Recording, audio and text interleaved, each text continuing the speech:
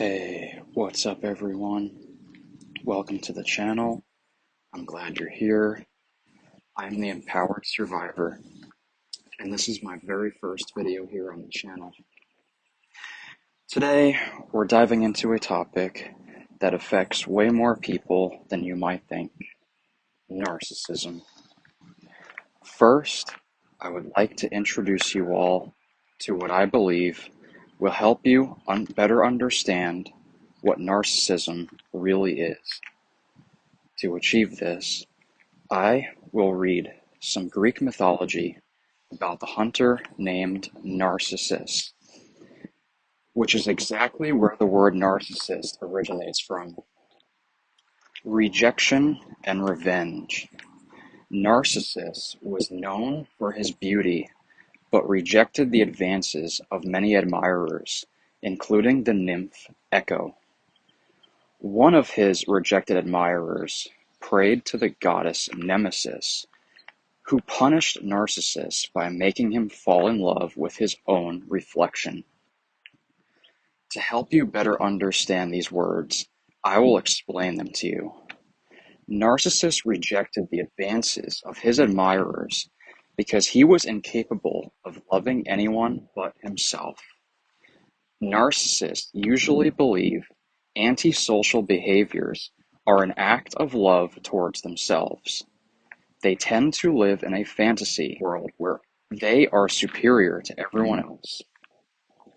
This is not a blessing. In fact, it is a punishment, a cruel one. The goddess, Nemesis, did not reward Narcissus, but rather punished him with the curse of narcissism. She punished Narcissus for his arrogance and vanity. If you really think about it, the punishment fits the crime perfectly in this scenario. Instead of cursing him with a physical sickness, she sees arrogance and vanity as awful, undesirable personality traits. By making Narcissus fall in love with these traits, it acts as a catalyst to the narcissism, the same way you would pour gasoline on a fire if you want to make the flames grow bigger. Obsession with the reflection. Narcissus saw his reflection in a pool and became infatuated with it, unable to tear himself away. He pined for the image, unable to touch or embrace it, leading to his demise. The reflection is something I want everyone to understand. I will use an analogy, in this case, a mosquito. Now you may be wondering, how would a mosquito help me to understand the reflection of a narcissist? Although the mosquito may not be human, the mosquito is also a narcissistic creature. It is selfish, and it does not care who it bites, and the damage it inflicts on its victims. It is such an awful creature that in a laboratory setting, it will overfeed on blood until its abdomen ruptures, causing it to explode and die. This leads us into what happened to Narcissus. It always interests me to think about how a bug and a human could share similarities.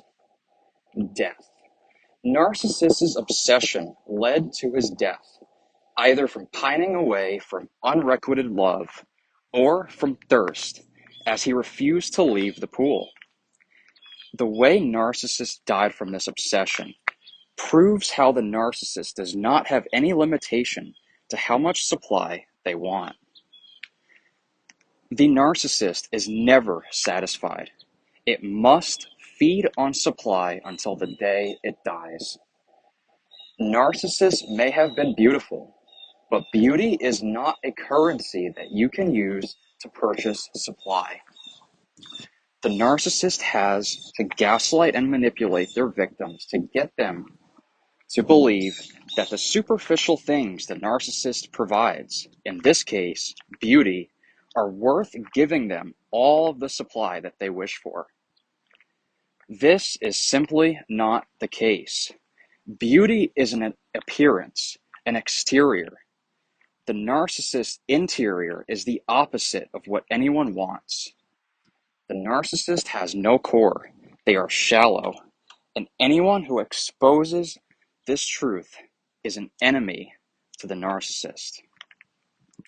While Narcissus may have died in Greek mythology, narcissism remains common in our society, something that needs to change. Our ancestors didn't fight for our freedom, only for it to be taken away by toxic narcissists. They fought for our freedom so that we could remain free from the toxic narcissists in our society. The Greek mythology behind Narcissus is a beautifully written representation of how serious narcissism is. It has the ability to consume both the narcissist and all of its victims. That is a disturbing reality, one that should influence anyone who isn't aware of narcissism, or is, and doesn't understand how serious it is, to start taking it seriously. We can work together to defeat narcissism in our society by working together and educating people about it. I hope you find this video helpful. Thank you for watching. Don't forget to like, comment, and subscribe. It helps support the channel. I'll see you in the next video. Bye, everyone.